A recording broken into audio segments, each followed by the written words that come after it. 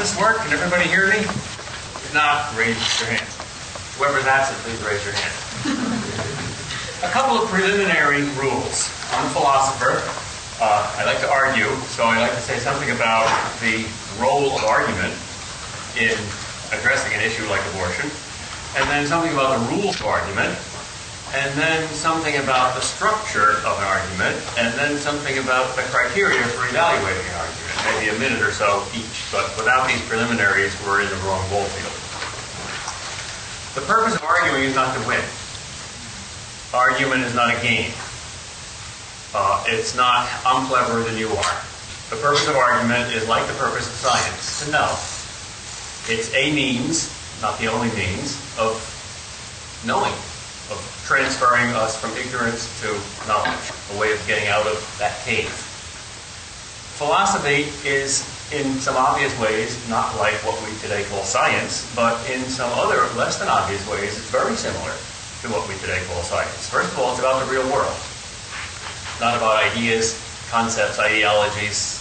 Those are the poker chips, but not the money that you play for. Secondly, philosophy, like science, tries to prove things. There are tests, there are criteria. It's not just exuding your personal opinions or dreams. Some of the proofs claim to be certain, some of them claim only to be probable. The probable proof is still a good one. And finally, like science, philosophy uses experiments, only the laboratory is mental, not physical. An argument is a thought experiment. A syllogism is something like mixing two chemicals in a laboratory and seeing what comes up. Mix two true propositions, put them together in your mind and see what conclusion comes out. There are objective standards for being right and wrong. Something about the rules of argument. Arguing is absent-mindedness. That is, you abstract from a whole host of other things, like x-rays. You don't look at the skin, you don't look at the nerve endings, you don't look at the patient's face, you don't look at the reactions, you just look at the bone structure. So argument appeals to objective facts. It doesn't appeal to subjective feelings. It doesn't ignore them, it doesn't say they're worthless, it just abstracts from them. An argument wins not because the rhetoric sways the emotions of the audience, but because the facts line up. That's like science. One particular rule of argument about pro-life, pro-choice debate is, I think, that the onus of proof has to be on the pro-lifer. Just as in our courts a person is innocent till proved guilty, I think it's quite fair that an act is innocent till proved guilty. So unless I can prove that abortion is wrong, the jury is out and it's okay. So I accept that burden of proof. That's, I think, a fair rule of procedure. Something about the structure of arguments, especially moral arguments, arguments about good and evil. All moral arguments seem to have two parts, two premises. One of them is a value judgment and the other is a fact. One is a principle and one is a particular case. And then when you apply the principle to the case, you get the conclusion. X is wrong, this is a case of X, therefore this is wrong. Well, X is wrong is a value judgment. This is a case of X is simply an empirical fact. You can disagree with either of the two premises, but they're different.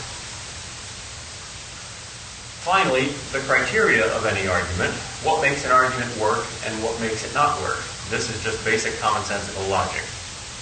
Since an argument is composed of propositions, classic argument, a syllogism, has two premises, or assumptions and a conclusion. And since a proposition is composed of two terms, a subject and a predicate term, there are three parts to the argument: the terms, the propositions, and the logic of the argument. So there's three things that can go wrong with any argument. The terms can be ambiguous, the premises can be false, or the logic can be invalid. If none of those things goes wrong with the argument, then honesty and intelligence demand that you agree that the conclusion is true. So there's five things you can say to anybody's argument. Number one, I agree with your conclusion, you've proved your case, you have no ambiguous terms, no false premises, and no invalid logic, therefore your conclusion is true. Or number two, I disagree with your conclusion because your logic is invalid. Or number three, I disagree with your conclusion because one of your premises isn't true. Or finally, I disagree with your conclusion because one of your terms is ambiguous. You cannot honestly say a fifth thing, but you can say a fifth thing, namely, your premises are true, your terms are clear and unambiguous, and your logic is perfectly valid. Nevertheless, I do not agree with your conclusion. You proved it to be true, but I will not admit it. I am a willful, stubborn-headed, pig-headed fool. You don't want to say that. Ever. I hope. There is one very simple argument that is the essence of the pro-choice, a pro-life side. I hope that somebody tonight can refute this argument. I really do, because that would make it so much easier. That would relieve my worry, my conscience. That would make it not necessary anymore to make a big to-do of this. If somebody can prove to me that it's okay, then I have a sigh of relief. I haven't found it yet. Here's the argument. The value premise comes first, then the factual premise, then the conclusion.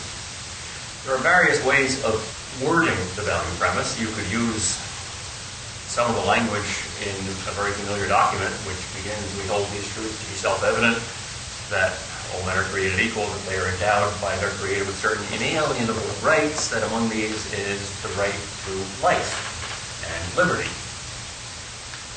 I prefer not to argue about rights. I have nothing against it, but it gets complicated. There's an easier way to do it. There's a second way you could formulate the basic principle, and that's a little too easy. All murder is wrong, and then the minor premise would be abortion is murder, therefore abortion is wrong.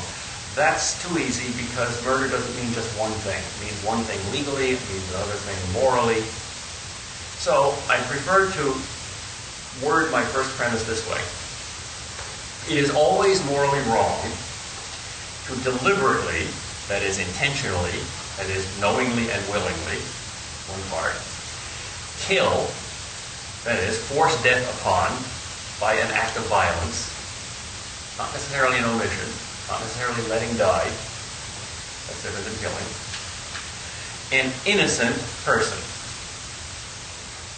By innocent, I simply mean a person that does not deserve death, has done nothing to justify being killed.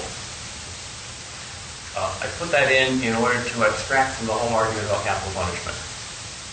I personally am morally ambiguous about capital punishment. I think I'm against it, but I'm not sure. So I don't want to argue on something that I don't feel totally confident about. But I do feel confident that it is always wrong to deliberately kill an innocent person. What's a person? Well, I'm a person, you're a person. Are all persons human persons? Are all humans persons? What's the relationship between persons and human beings? Well, there's three possibilities. One is that all humans are persons, all persons are humans. There aren't any non-human persons, and there aren't any impersonal humans. That's a fairly commonsensical position. A second option is that there are human persons and there are also non-human persons. Martians, E.T., elves, angels, persons of the Trinity, the Greek gods. You can at least imagine non-human persons. Most fantasy is about them. So it's a meaningful concept, whether you believe they exist or not. A third option is that the term person is not larger than the term human, but smaller. Some of us members of the human race, some human beings are persons and some aren't. The Nazis believed that Jews were not persons. The communists believed that capitalists were not persons. The Supreme Court, according to the Dred Scott decision, believed that black slaves were 3/5 persons, not full persons. That's an option. If you want to argue for that, then you've got an out because you don't quite agree with the first premise, or you think the term person is ambiguous in the first premise. But in order to justify that, you're going to have to make common cause with company that's a little compromised. But we might come back to that option. All right, there's the first premise. Always morally wrong to deliberately kill an innocent person. Second, the factual premise. An unborn human being, product of human conception, is an innocent human person. An abortion is the deliberate killing of that person. What is an abortion? You can't argue about abortion unless you ask what it is. And if you say, I don't know what anything is, I'm a skeptic, then you don't argue anything at all. You don't even know what an apple is. Is a fetus a person? Well, is a teenager a person? Is an adult a person? These words, fetus, teenager, embryo, adult, are nouns that come from adjectives. Embryonic, human, embryo. Fetal, human, fetus. Infantile, human, infant. Childish, human, child. Teenage, human, human. These are stages of development. Of what? Of one entity. So what is that entity? Philosophically, it seems that that's the crucial issue, because most moralists would agree that the first premise is true. If deliberately killing an innocent person isn't wrong, what is wrong? So it seems that the strongest pro-life case would be to deny that abortion kills a person. All right, when do you become a person? Is it a gradual process, or does it happen suddenly? It's got to be one or the other. Well, if it happens suddenly, at what point? Well, according to the law of the land, it's birth. When the doctor's scissors cuts the umbilical cord, you become a person. The scissors makes you a person. When you move from one room to another, you become a person. When you move from your mother's womb to the larger room called the world, that's when you become a person. So the external environment makes you a person. Or maybe technology makes you a person. If you're viable, that is, if you can live outside the womb, that makes you a person. Well, viability depends on the technology available to keep you alive. In the jungle, you're not a person. In a hospital, you are. That doesn't make much sense. So if it's not the scissors that makes you a person, what is it? Well, every biology textbook in the world before Roe v. Wade was not in doubt in answering the question, when does an individual life of any mammalian species begin? The answer is when the genetic code is complete. When instead of the haploid ovum and the haploid sperm, you get the diploid embryo. And at that point, something happens that is totally different, because the thing that's there seems totally different. Cells replicate immeasurably, and a pattern emerges, and gradually organs develop. Granted, there's nothing like a human brain in an embryo, but a human embryo grows a human brain, and an ape embryo grows an ape brain, and a bird embryo grows a bird brain.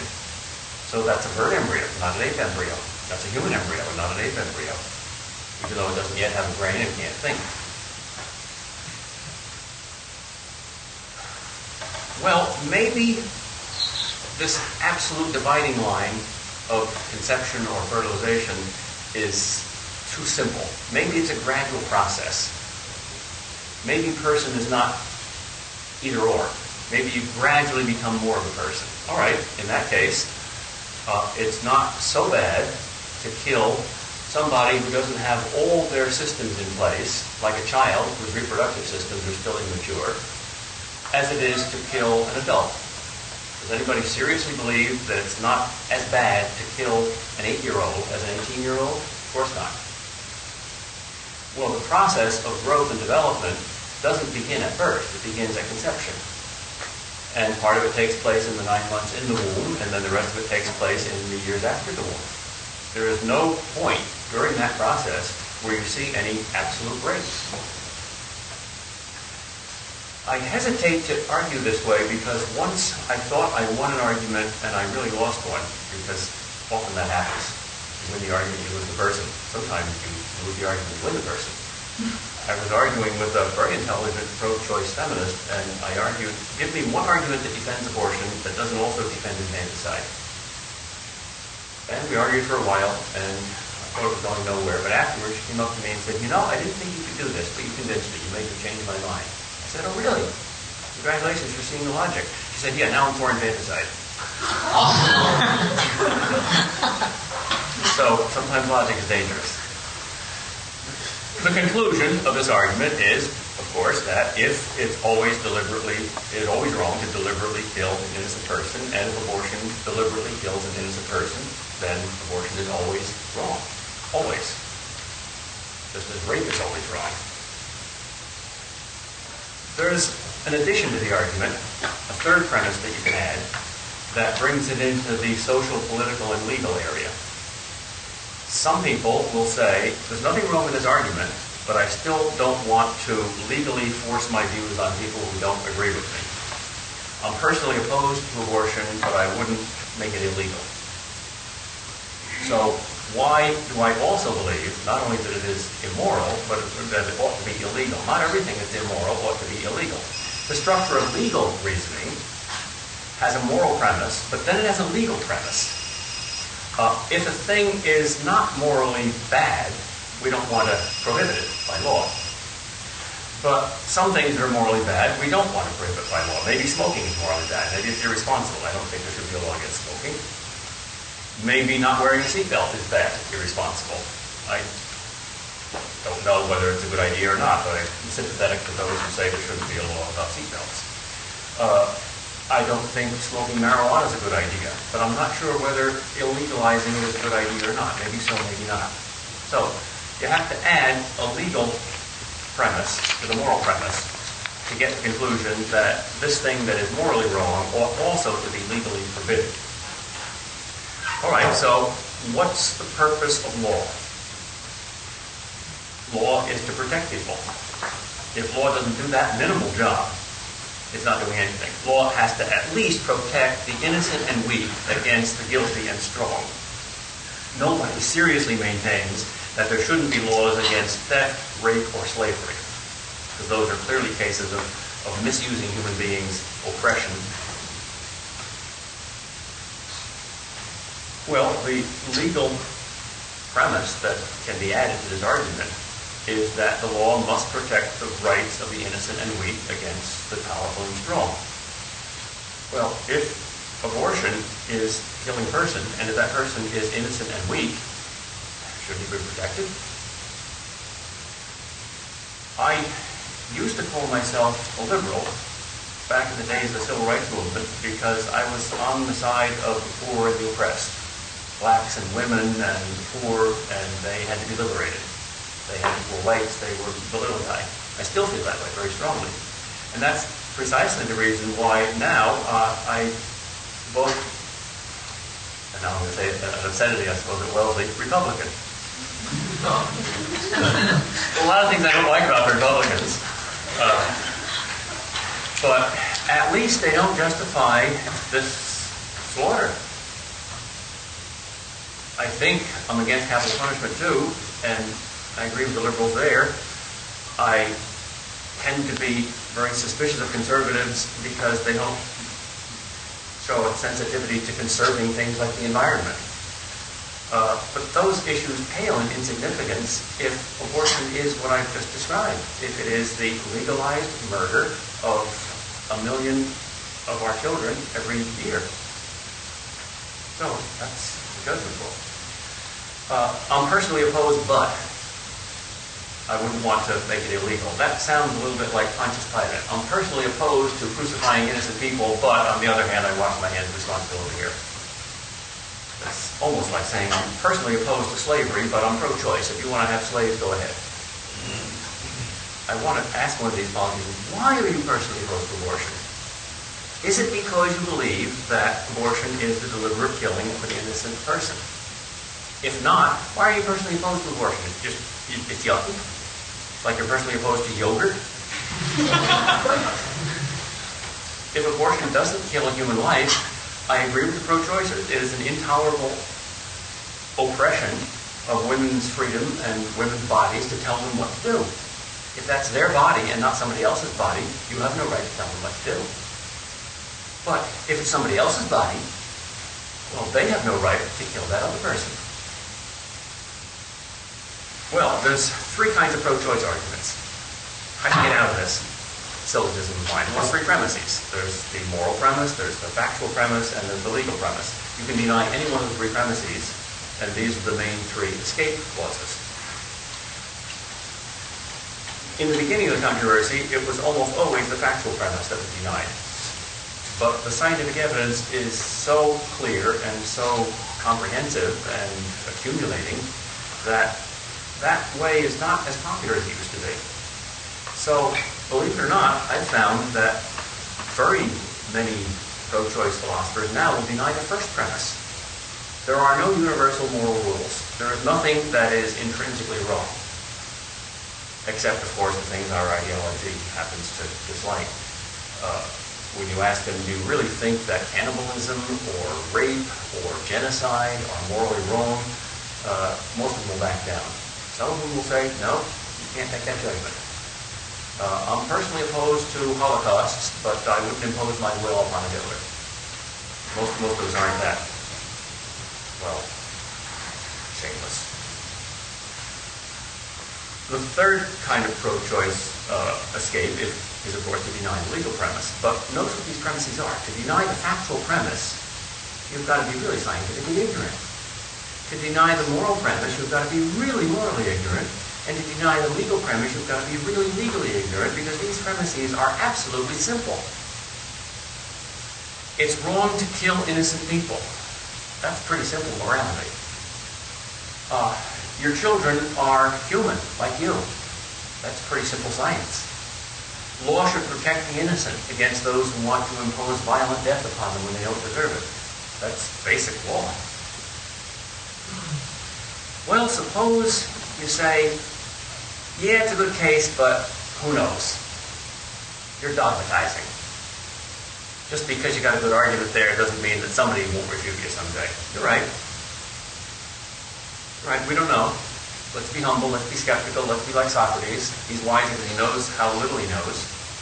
So now I'll give you an argument from the skeptical point of view. Two possibilities. Either we know what this argument claims, or we don't. Let's assume that the crucial argument is the factual one. Let's assume that maybe you know that a fetus is a person with rights and shouldn't be killed, and maybe you don't. That's the Supreme Court's argument in Roe v. Wade. We do not know when human life begins. Human life is a vague term, by the way. Life. Did you ever see life? What color is life? What size is life? A human person, on the other hand, is concrete. I don't think it's wrong to take life. I think it's wrong to take life from a person who has it. When does a person begin? That's the crucial question. Well, there's two possibilities. Maybe you know that, maybe you don't.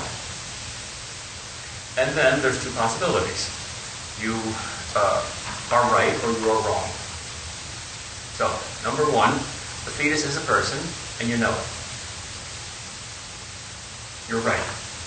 Number two, the fetus is not a person and you know that. You're right. Number three, the fetus is a person and you don't know that. You think it's not. You're wrong. Number four, the fetus is not a person and you think it is. You don't know the truth. You're wrong. Like a Pascal equation. 2 chances of being right, 2 chances of being wrong. What is abortion in each of these cases? The only 4 possible cases, logically. Case number 1. The fetus is a human person, and you know that it is a human person, and nevertheless you kill it. That's murder. That's the legal definition of murder. Knowingly and deliberately imposing violent death upon an innocent human person that you know to be an innocent human person. Second possibility. The fetus is, in fact, a person, and you don't know that. You think it's not a person. You sincerely believe that, well, maybe it's not a person. I don't know it. I don't know whether it is or not. And you kill it. What's that? Legally, that is manslaughter, not deliberate murder. It's like running over an overcoat on a dark night in the middle of a highway that has the shape of a human being under it. And it might be an old drunk who's just lying there, stoned in the road. And it might just be an overcoat. And you don't swerve. You deliberately run over it. Or it's like shooting at a movement in the bush that might be a deer and it might be your fellow hunter. Or it's like fumigating a dormitory without being sure that all the students are out. And the fumigation kills you. You might be lucky. You might find that there is no man under the coat, and there is no hunter behind the bush, and there is no student in the dormitory. But you didn't know that, and nevertheless you shot, you fumigated. That's criminal negligence if there's nobody there. It's manslaughter if there is somebody there. All three cases, murder, criminal negligence, and manslaughter, are bad. So only the fourth case justifies abortion, and it does. So if you can give me some argument that the fourth case is true, not just that a fetus is not a human person, but also you know that it is not a human person, then fine, you're right. But if you don't know, if you're a skeptic, if you say these pro-lifers are dogmatists, they claim the fetus is a person, who knows? Well, that's all the more reason for not shooting. Exactly because you don't know.